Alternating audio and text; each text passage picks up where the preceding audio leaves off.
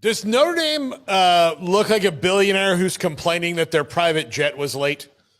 I won't say that exactly, but I think that so look, I want to be clear. Like Notre Dame should be upset about how things were handled with the college football playoff committee and the rankings, and I think that they deserve to say the way that you guys handled the rankings were ridiculous.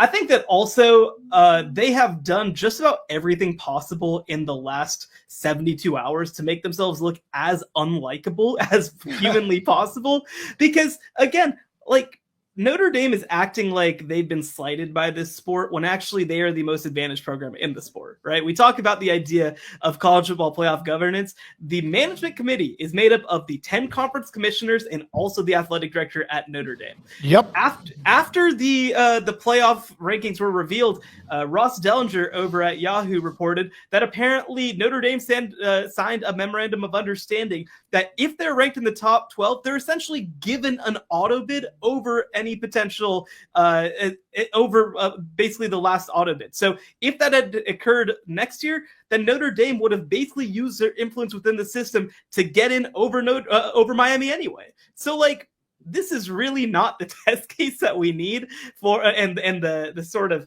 figure that we need, sort of making the case that the sport is messed up or broken or doesn't work for everybody, because Notre Dame is in a very unique place in terms of the way that the sport works for them. So I think that, look, I expect that we're going to get conversation about the system. I expect that, again, I hope that this sends a message to the playoff that we can't have the rankings handled this way, that we need to maybe understand what we're doing with these weekly rankings and how they impact a lot of these teams. But again, I think that Notre Dame has made themselves as unsympathetic as they possibly could through this process.